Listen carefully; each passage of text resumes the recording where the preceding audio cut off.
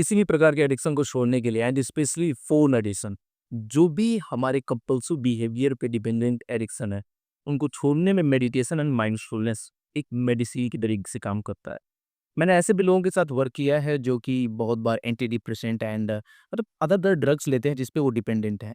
And when they come in my programme and मैंने कुछ tools and techniques and along with ये meditation apply कराया, बहुत सारे लोगों को वो मेडिसिन लेना छोड़ना पड़ा। And believe me brother, I am not exaggerating, meditation एक मेडिसिन से कम नहीं है।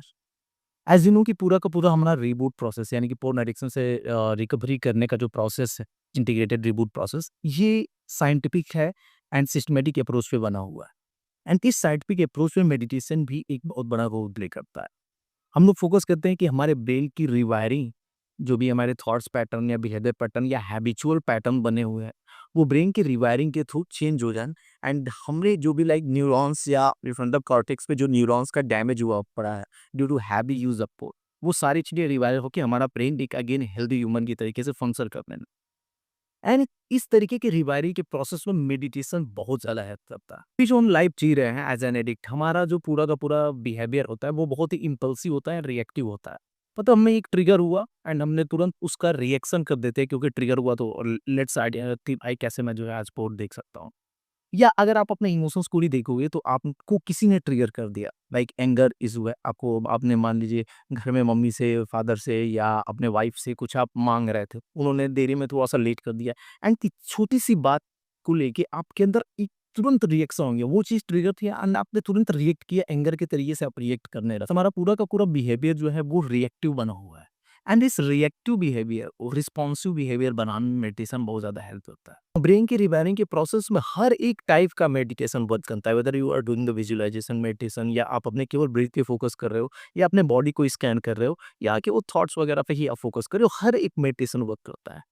बट उसमें जो सबसे ज़्यादा बेनिफिट देखा जाता है हमारे अर्जेस को कंट्रोल करने के लिए एंड उस रिस्पॉन्सिव मसल्स को टारगेट करने के लिए ब्रेन के अंदर, वो है हमारा जो विपश्यना टाइप का मेडिटेशन होता है। बेसिकली ये पूरा पूरा टोटल विपश्यना नहीं है, Vipassana is a very different kind of meditation, लेकिन हमारा जो अप्रोच होता है वो ऐसे ही होता है।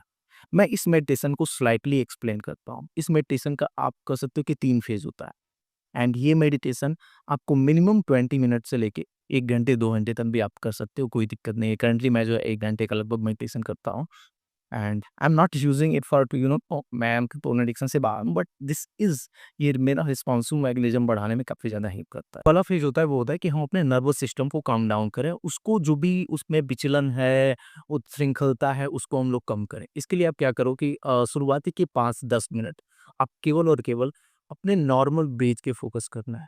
आपको ये भी नहीं कि बहुत प्राणायाम ये नहीं है कि हमें एक नाक से साँस लेना है, एक नाक से छोड़ना है, ऐसा कुछ नहीं करना। जो नॉर्मल नेचुरल ब्रीथ आ रही है, जो भी नॉर्मल नेचुरल साँसें आ रही हैं, उस पे आपको फोकस करना है एंड ये फोकस करना है कि हम नॉस्ट्रिल पे कहाँ पे उसको एक्सपीरियंस कर पा रहे हैं। आप देखो बाएँ नाक में है, दाहिनी नाक में है या यहाँ पे है या एकदम आप यहाँ अपर में कहाँ पे उसको एक्सपीरियंस कर पा रहे हैं। इस चीज़ को आप वहाँ पे फ़ील करो एंड लगभग 5 मिनट 10 मिनट जो भी, जब तक आपका नर्वस सिस्टम जो है थोड़ा-सा काम डाउन हो जाए। एक बार नर्वस सिस्टम काम डाउन हो गया, उसके बाद से आता है हमारा दूसरा फ़ेज़।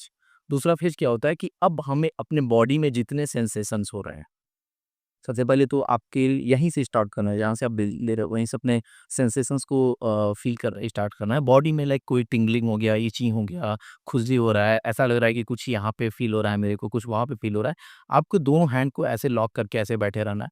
अपने बॉडी को रिलैक्स किए रहना है एंड जस्ट जो भी संवेदनाएँ आ रही हैं, उन बस संवेदनाओं को जो है फ़ील करना है। उस पे रिएक्ट नहीं करना है। मेबी आपको अभी अचानक से पीछे पीठ में जो है खुजली का है। बट हमें क्या करना है, उसको खुजाना नहीं है, जस्ट उसको देखना है कि यार ओके ठीक है, ये खुजली आ रही है, मेरे को इचिंग हो रही है, नो प्रॉब्लम एट ऑल। उसको बस फ़ील करना है, फ़ील करना है, फ़ील करना है। तभी पता चलेगा कि कुछ देर बाद वो संवेदना खत्म हो जाएगी, पैर में कहीं कुछ आएगा, तभी सर में कहीं कुछ आएगा, मतलब इस तरीके की संवेदनाएँ आती रहती हैं। तो आपको बैठ के उन सारे के सारे संवेदनाओं को बस जस्ट ऑब्ज़र्व करना है। कोई भी रिएक्शन नहीं देना है, अपने हैंड को इस तरीके से खोलने नहीं देना है कि ओके, अरे अब पे, अरे यहाँ पे, कुछ नहीं। Just observe that thing and believe me brother, यही सेम चीज़ आपकी हर्जेज के साथ होता है। हर्जेज आपको आती हैं एंड हम लोग सीधे रिएक्ट करने जाते हैं। अब आप ब्रेन के उस मसल्स को ट्रेन कर रहे हो जो कि अभी तक केवल रिएक्शन जाता था, यानी कि ट्रिगर है वो रिएक्ट करता था। अभी भी तुमको ट्रिगर आ रहा है ड्यूरिंग द होल मेडिटेशन, तुमको ट्रिगर आ रहा है कि यार एक बार फुसला ले, एक बार ऐसे कर ले, नोज पे कुछ लगा हुआ है, एक बार ऐसे कर ले, but you are not reacting, rather तुम वहाँ पे जस्ट ऑब्जर्वर की तरीके से काम कर रहे हो, तुम बस देख रहे हो एंड तुम यहाँ पे फील कर पा रहे हो कि यार अभी कुछ टाइम पहले मेरे को पीठ पे खुजली हुई थी एंड वो खत्म हो गई है, अब पैर पे हो रही है। अभी मेरे को कुछ संवेदनाएं जो है घुटने पे हुआ था, अब मेरे कोहनी पे हो रहा है। अभी मेरे को सर में कुछ संवेदनाएं हो रही थी, वो खत्म हो चुकी है, मेरे को पेट पे कुछ हो रहा है and this is the sign of urges to. जब भी अर्जेस आते हैं हमें लगता है कि अरे मैं जल्दी से उसको कर उस पे एक्ट आउट कर लूँ, जल्दी से कुछ ना कुछ उस पे कर लो, ये तो तब ही खत्म होगा। बट अर्जेस भी अगर तुम उनको ऑब्जर्व करते हो धीरे-धीरे, हमें मालूम है कि अर्जेस परमानेंट नहीं है, बट हमारा ऐसा ब्रेन का मैकेनिज़्म बना हुआ है कि हम बिलीव करते हैं कि नहीं ये जाएगा ही नहीं, जाएगा ही, and rather than observing, rather than responding, हम उस पे रिएक्ट करते हैं। एंड जब आप इस तरीके के मेडिटेशन से खुद को ट्रेन कर रहे हो कि आप अपने ट्रिगर्स पे रिएक्ट नहीं कर रहे हो, आप उस पे रिस्पॉन्ड कर रहे हो या उसको जस्ट ऑब्जर्व कर रहे हो एज़ अ थर्ड पर्सन।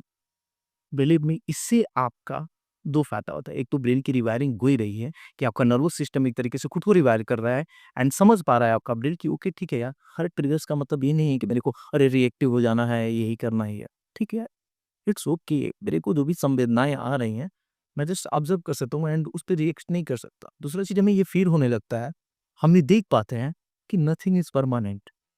ये जो ट्रिगर्स हैं, ये जो चीज़ नहीं, ये परमानेंट नहीं है and it will go away with the time and that's where rewiring of brain starts.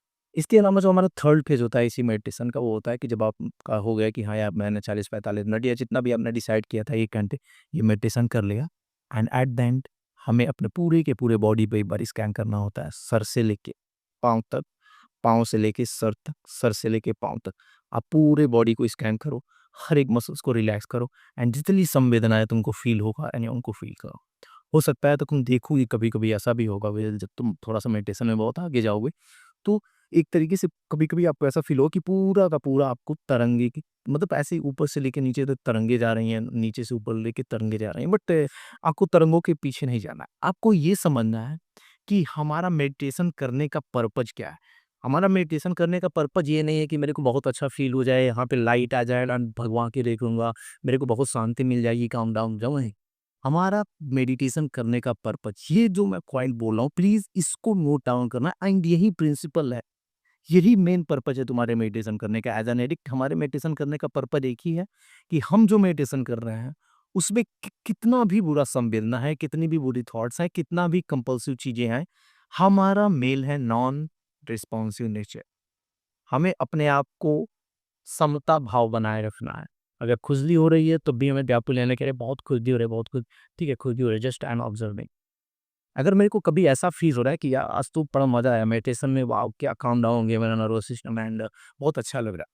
तभी भी हमें वहाँ पे मतलब बहुत खुश नहीं होना है, कहना ओके ठीक है दैट्स गुड। समता भाव मतलब एकदम इक्वालिटी वाला जो इमोशनल इक्वालिटी में मेंटेन करती है। ऑब्जर्वर की भूमिका निभानी है। यही हमारे मेडिटेशन का मेन पर्पज़ है एंड दैट्स व्हेन मैं you will thank me letter.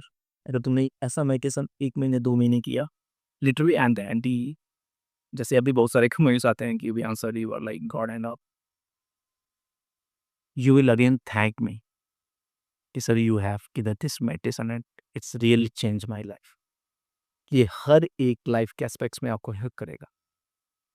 थोड़ा-सा टफ है क्योंकि सिंपल सी चीज़ है यार, शुरुआत में आप 20 मिनट, 30 मिनट, 1 घंटे, 1.5 घंटे, 2 घंटे मेडिटेशन नहीं कर सकते। बट मैंने भी कहीं ज़ीरो से स्टार्ट किया था। करंटली यार मैं 1 घंटे के आस-पास पहुँच पा रहा हूँ and I have you know feeling the experience of that.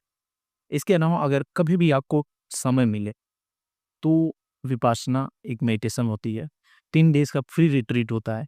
आप कहीं भी लाइक जाओगे देखोगे तेलियंस यार या आपके जो भी आस-पास शहर हैं, हम धम्मा ऑर्गनाइज़ेशन करके एक ऑर्गनाइज़ेशन है, केवल धम्मा आप सर्च करोगे dhamma.org आप गूगल पे, तो उनका मेडिटेशन का आ जाता है। पर ये स्पॉन्सर्ड वीडियो नहीं है बिकॉज़ वो फ्री का ही मेडिटेशन कराता है, खाना-पीना, रहना सब फ्री होता है। 10 दिन तक आप जाना, इस 10 डेज़ मेडिटेशन रिट्रीट को एक्सपीरियंस करना। उसमें भी सेम यही चीज़ बताई जाती है क्योंकि यहाँ पे हम लोग जो है थोड़ा-सा इसको मॉड्यूलेट करके अपने लिए यूज़ करते हैं to rewire this brain. So this is the kind of meditation which will help you a lot. इसके अलावा बहुत सारे अदर मेडिटेशन होते हैं।